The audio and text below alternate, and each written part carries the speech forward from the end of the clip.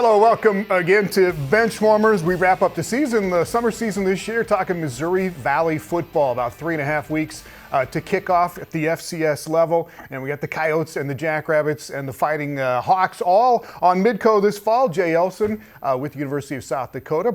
Shawn will have the University of North Dakota this year. And I've got SDSU again. And I love the Valley, guys. It helps that SDSU has been good and we've been able to follow them a little bit, but I love the Valley. Why do we love the Valley football? Well, I mean, you love to be associated with things that are top of the heap, right? And whatever it is you're talking about. And I mean, we talk similarly, I think, in mid-major basketball about the Summit League and what that has become. But Valley football is as good as it gets in the entire country. You've got North Dakota State is perennial national championship contender. South Dakota State is a national championship contender as well each year. And then some of these other teams have been in that mix at a time or two here or there. And then you've seen teams suddenly rise to the top here over the last couple of years as well that had been toward the bottom. So just the competitiveness and the parity within this league sets it apart from all others in the FCS level without question. We'll talk about some of those up-and-comers. Shawn will be our voice here on Midco for the University of North Dakota this year. Brian, excited about that, right? Yeah, really excited. It's kind of a special place for me. You know, I went to games at the old Memorial Stadium in Alaris Center when I was growing up as a college student 20 years ago, and I was at the national championship that North Dakota won in 01 down in Florence, Alabama. So it's kind of back to my roots a little bit. I'm excited about it. All right, the beast in Fargo is still the beast. Let's take a look at the preseason poll here. North Dakota State is the king of the heap until somebody knocks him off, and here's how it came out. This is the coaches and the media and some of the sports information people around the league, but the Bison get 39 of the 41 first-place votes, South Dakota State second. The national poll just came out as well, and it is NDSU and SDSU in those top two spots, but you got Missouri State. South Dakota was tied for third last year with 5 wins. As you see the overall records there, but North Dakota tied for 7th. Jay, you had a vote in this. Is this kind of how you had it shaken out? I had it really close. The top 4 I had 5 and 6 flipped. I had 7 and 8 flipped. But other than that, it was pretty well exactly what I thought would happen. And I mean, you know, the thing is you know, you look at those records and how impressive they are, but you imagine some of those 3 through 6 in particular, if they weren't playing in the Valley, how much better those records would be. But they just chew each other up each and every year. And I mean, it is an absolute gauntlet. And going back to what we talked about right off the top, it's part of what makes this so fun. North Dakota State head coach Matt Entz says it's a new year. They're the defending national champs again, winners of 9 of the last 11. But here is head coach Matt Entz, who says new year, new team. Every year you have a little bit of different personality. When all of a sudden you have 20 or so seniors that leave. Now you're relying on 13 or 14 new seniors to take over the leadership role. There is no such thing as two teams being alike. Just different makeup, different personalities. And I think that's what's exciting. That's what keeps me engaged and excited about every year. You know, there is no, you don't coach one team like another. And that's kind of why I get excited about it. Brian, you covered North Dakota State for many years as well. What is it about this team that just year after year after year that they can be that good? Well, when you think about Missouri Valley Conference football, guys, what does it come down to? Offensive and defensive lines. Can you hold up in the trenches? And that's where, when they went into the Valley and they joined the league, they followed the model, quite frankly, that Northern Iowa had set, which is you got to be strong up front on both sides of the football. You got to be the most physical team. And they've been most successful when it comes to recruiting the big guys up front and developing those guys and really just controlling the tempo of the game with the way they play. And that they have good athletes on the outside, good athletes on defense. They all buy into what they're doing. They do enough things offensively to make it difficult to play against them. They're very multiple, and they've obviously had really good quarterbacks over the years too. That doesn't hurt. So it's a combination of a lot of things, but I still believe it all starts up front on both the O-line and D-line and why they've been able to sustain the success as long as they have. And the Bison have 4 first-teamers this year on the All-Valley team, 2 on offense, 2 on defense. 7 second-teamers, though, and we're seeing some of them here. That's James Kaiser, saw Noah Gindorf in there, but that's 11 of basically the top 55 guys in the conference on one team, and that is also a part of it, is that depth and just being good at every position. Yeah, and it doesn't hurt. Brian used the term buy-in, and you know, talent is one thing, and they have it. There's no question. Yeah. They just reload every single year, and then they develop really well, and that's how you stay good, right? You gotta make the young guys good by the time it's their turn, right? And so that's something North Dakota State has done as well, if not better than anybody in the country as well. But it's just, if you look at the top to bottom with this team, and I agree with Coach Elsen that no two teams are exactly the same because you have different leadership, you have different personalities and all of those things. But that being said, a lot of teams talk about culture, and North Dakota State has it and has established it and moved it forward as well as anyone in the country. And that, to me, has as much to do with their success as the strength of those offensive and defensive lines, because they've got full-on buy-in all the way across the board in that program, and they have through a couple of different coaching staffs now. And you just shake your head year after year. And that's the way it goes. But yeah, the Bison overwhelming pick to win the Valley again this year. When we come back, we'll talk with Bubba Schweigert at the University of North Dakota and check on some of those teams you were talking about, the up-and-comers, Missouri State and Southern Illinois, when we come back. Thanks for watching Benchwarmers, presented by Avera Orthopedics. Welcome back to Benchwarmers, previewing Missouri Valley football this week. Get started here in about 3 weeks or so with Jay Elsen and Brian Shawn. Brian takes over as our Midco man as the play-by-play voice this year for the University of North Dakota. And there were a lot of close losses last year, Brian, but what's kind of the early vibe going on in Grand Forks right now? Well, I think the biggest thing, Tom, you'd mentioned it, they've talked about we got to find a way to finish games in the fourth quarter and down the stretch. And, Bubba Schweigert talked about that in the first day. You got to learn from what you did well and what you didn't do well last year. And you had talked about it, 7 of their 8 league games decided by a touchdown or less.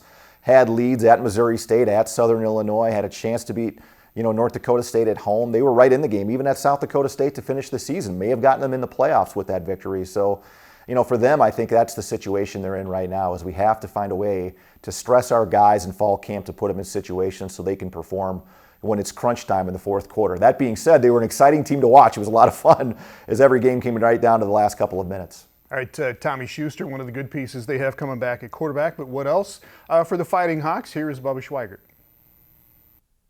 Spot quarterback-wise, as far as guys that have been in our system now, Quincy Vaughn, Feeney, Rumpho, some of those guys. We just have more guys that have had reps in our system. And then the running back position, we have 3 guys that have carried the ball, and with the addition of it's Skokna and has carried the ball, Zebarth and Isaiah Smith, and then Tyler Husman, the transfer out of Northern Iowa. Those are some of the things that we think will help us on the defensive side. We have more experience.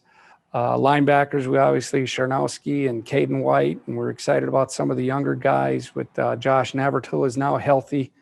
Ted Mullen gained experience at safety position. We're really looking forward to Sammy Fort taking a step here now that he's got an opportunity for a lot of reps, and Caden Coppinen is healthy.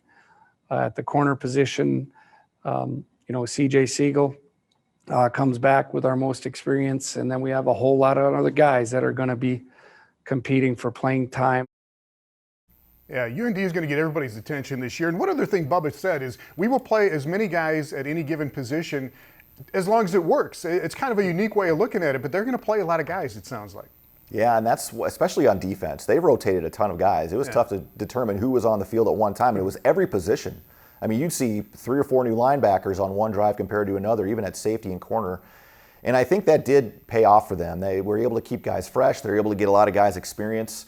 And that should hopefully pay dividend for the defense as a whole, and certainly on the defensive line. They have a lot of experience there too, where you got to develop depth to hang in so many of these physical battles in the Valley. So I think that's what everybody's watching. If there was one question mark, I think everybody's wondering who are the 5 on the offensive line to start the season. I don't even know if the coaching staff really has a good idea right now, outside of a couple guys that played last year in Donnie Ventrelli and Easton Kilty. So how that all works out over the course of the next few weeks of fall camp, I think will be determined who's going to take the field and be the guys they're most comfortable with when they take on Nebraska to start the season. Always comes down to the guys we talk about the least, the fat guys, the in the defensive line. But tough schedule early on. We'll talk about USD's schedule, but UND's got a tough schedule as well early with at Southern Illinois, Missouri State. They play UNI in the second game of the year after going to Nebraska. So UND, we'll keep an eye on them as well.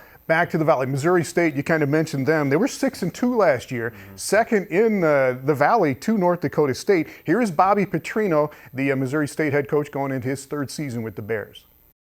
We feel like we've got a really good football team coming back. Usually our team starts with our defense, with the nucleus of Kevin Ellis, our defensive end, Kyrique McDonald, our safety, and Montre Braswell, our corner. I feel like that, it's a real strength of our team. We've added some new players in the secondary that I'm looking forward to see on the practice field and see how they fit in. And offensively, we're going to build around Jason Shelley and what he was able to do last year and how much he's improved with the spring ball underneath his belt. Ty Scott at receiver, I think will have another big year for us.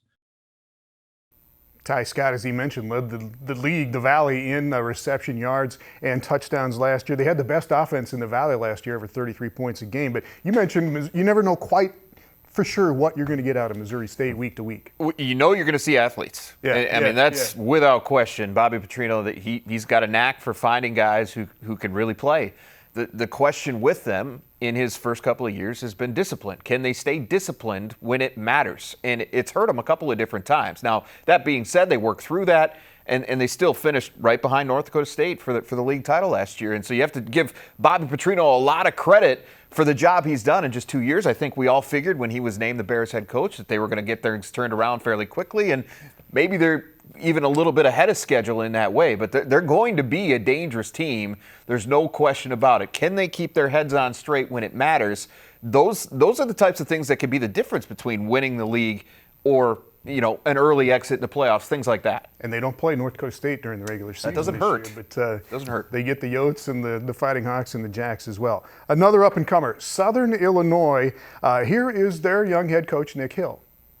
Really, once we get into training camp and the season, and as adversity comes, which it's going to come, we'll really tell what this team's about. But we've got a lot of good pieces. We've got a lot of people coming back. We've got 43 guys that are 4th, 5th, or 6th-year seniors. We had the exact same number last year. So it's we were old last year and kind of, continuing to have a good mix of older guys and young guys. Got some transfers that, this training camp will be really big for them to incorporate them and, see what this team is going to evolve to. So. Landon Lenore is finally gone, one of their great receivers. They got Avante Cox back, though. They got Nick Baker, their young quarterback. And, Brian, they're always exciting when Southern Illinois is on the field. Well, and think about where Nick Hill was just a couple of years ago. I'm not sure if he was going to even make it to this point. Things were not going well. He really didn't have any experience as a head coach, was just a high school head coach. He was a legend, obviously, there as a quarterback at SIU. And then in that spring season, they got a couple of big wins, and it just catapulted them into the fall. And they've really done a nice job of mixing in some different talent as well. They went heavy into the transfer market this last offseason, so they got a lot of new guys from various backgrounds. But that's a place and a team I think you got to watch because they're starting to play with some confidence, and that's a team that had a lot of history of success, back in the good old days under Jerry Kill, and they seem to be getting that back now. Yeah, I mean, they were picked 4th. I mean, that's a team, though, full-on sleeper. I mean, they're definitely a team that could be right in that mix for that one spot, come the end of November. All right, what about the Coyotes and the Jackrabbits? We'll hear from Bob Nielsen from South Dakota and from John Stiegelmeier at SDSU when we come back. Welcome back, talking Missouri Valley football this week with Brian, Shawn, and Jay Elsen. Let's talk about the University of South Dakota Coyotes. You go back to 2017, they were 8-5, got to the playoffs for the first time, won that playoff game at Nicholls State. Since then, 4-7, 5-7, the COVID year, and then 7-5 last year, got to the playoffs again. But where are the Yotes as far as maybe taking one more step? Well, I think from a talent standpoint, I've been covering them since 2012, and this is as much talent, top to bottom, that this roster has had. They're as deep on the offensive and defensive line as they've been in any stretch of their Division I era, which is a good sign. Are they North Dakota State, South Dakota State in that regard? Probably not yet, but they're getting a little bit closer, which is part of the build for Bob Nielsen, and that's what he does. He builds these programs up, and it takes a little bit of time. It's not necessarily an overnight thing like we've seen with maybe a Missouri State, but certainly some serious progress. They're set at the quarterback position with Carson Camp. That's a huge help. Obviously, there's always a lot of playmakers on the outside. They've got as deep of a stable of running backs as they've had in quite some time, certainly at the Division I level. And so I really like where this team is at. That being said, they have been done no favors whatsoever with the slate of games that they have to play. And I don't mean to make any more of their case than it should be, but it is not your average schedule to start the season. That is the talk early on. We talked about UND having the first 5 games that are really tough. USD will play a brutal schedule early on. Here's Bob Nielsen. From the end of the season last year to throughout the spring and the summer, that we've got to be ready to play our best football right away. Because if you look at our schedule, it's going to be really tough. We open at Kansas State, and then over the course of the next 4 weeks, we play 3 of the top 5 teams in the country, and it's going to be certainly a great challenge for our football team. At the same time, it's a great opportunity coming off the year that we had last year. So at Kansas State to open, and then, as you said, at Montana, host North Dakota State, at South Dakota State. Those are those 3 top 5 teams he's talking about. Yeah, it's a gauntlet, to say the least. Now, that being said, if you followed USD football at all over the years, especially in their time in the Valley, traditionally they've had that kind of stretch in November. They've had it at the end. So it's just kind of flipped, where they're playing their toughest schedule right off the top of the league season, and that's certainly cause for concern, because I think if confidence is a huge part of this game, and if you get rattled early, it can be tough to overcome. Now, that being said, if they get through this part physically, you and I have talked about that already. If they can get 2 of these games, 3 games, whatever, the rest doesn't seem as bad. And that's not a knock on anybody else they'll see down the stretch of the season. It's just when you compare it to what they're doing early, they're going to feel pretty good about where they're at if they navigate those first 5 weeks with any kind of success at all. You can't afford to take an offer. You can't afford to go with just 1 win. But you can recover from a couple of early losses in the Valley and still make the playoffs. That's the beauty of this league. That's the strength of this schedule overall. And it's something that's going to be hugely important as they do work their way through that first month and a half or so. First month is going to tell a lot. All right, Brian, Shawn, when you hear South Dakota State University offense, what comes to mind? Well, I think they've improved significantly up front. I think they're really dynamic. They've had really good dynamic playmakers. For whatever reason, man, they've turned into a tight end factory there. They got a lot of good ones that they've rolled out over the last 5-6 years. And it'll be interesting to see if there's a different look to what they do now with a different offensive coordinator and O-line coach and all those sorts of things. But they certainly have the talent to make another deep run like we've seen the last few years. Jacks might kick up the offense even another notch this year. Here's John Stiglmeyer. I tell people we've had some good players here, been blessed to have some good players here. And in terms of offense, this is the best skill we've ever had combined. We've got a number of All-Americans, and whatever that means. We've got guys that have made big plays in big games. We return our quarterback, who we lost in the national championship game, who was a phenomenal football player. The Yankees and the slew of wide receivers we have. All right, it's going to be fun to watch, but they've got some new guys on the offensive line. They're going to have to get that shored up, and if the defense can keep up with the offense, there's some questions maybe defensively with some turnover there. But if they can get that done, South Dakota State is going to be, again, a contender with the Bison at the top of the Valley. When we come back, we will take a look at some of the best players in the Valley, the first team offense and the first team defense this year going into the season. Benchwarmers on Midco Sports, presented by Avera Orthopedics.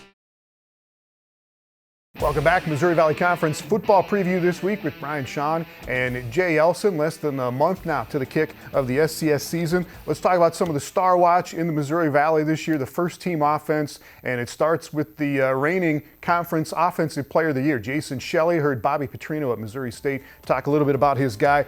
More than 330 yards in total offense, can throw it, can run it. This guy's pretty dynamic. Yeah, dynamic is a great word for him, Tom, because he can hurt you both ways, with his legs, with his arm, and he's got a lot of playmakers around him that are certainly going to help his case. He deserves to be the preseason offensive player of the year. That being said, That's a loaded conversation. By the end of this thing, there's going to be a lot of guys that are going to throw their hat in the ring, but I have zero issue. In fact, this is where my vote went for preseason player of the year in Jason Shelley, because I was really impressed with what I saw from him.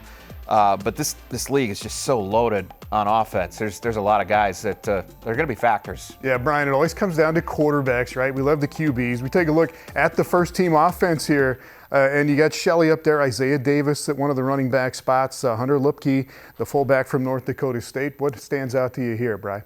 Well, Javon Williams, right? Quarterback / running back, one of the most dynamic players in the league. I mean, that's a guy you definitely don't want to deal with in the Wildcat package. But, Hunter Lupke is a really unique specimen, too. He can catch the ball out of the backfield. He carries the load. He's a huge kid.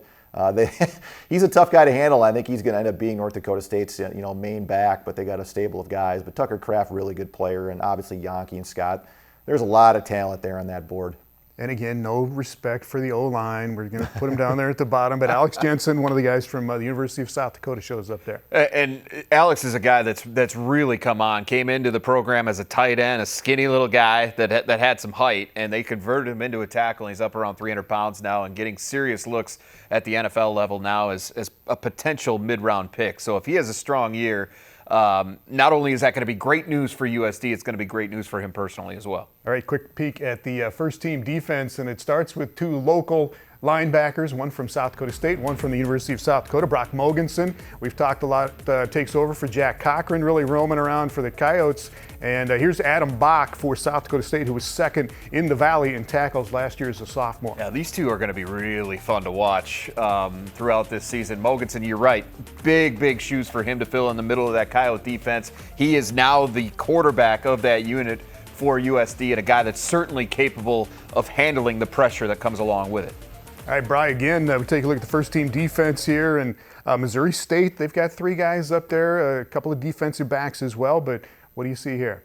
Well, guys that have played a ton of football. I mean, Cuvalier's played at UNI forever. Mogensen, Bach had a really good season. Winkleman has really developed as a defensive lineman as well. I mean, there's some guys that have played a lot of football and are very experienced. And maybe the most dynamic of the bunch is Braswell. I mean, that guy has proven to be a difference maker with his ability as a kickoff return specialist, punt return specialist, and certainly what he's able to do turning the football over too. North Dakota with a couple of second-team defensive guys, Shanowski at linebacker, C.J. Siegel, one of the defensive backs. We'll look forward to seeing them. Thank you, guys. Brian will have the University of North Dakota this year. Jay's got the Coyotes at USD, and the Jacks with South Dakota State. Looking forward to it. When we come back, we'll take a look at our coverage here on Midco Sports in the Valley this year. Look for all UND, USD, and SDSU home football games plus selected road games this year on Midco Sports 1 and 2.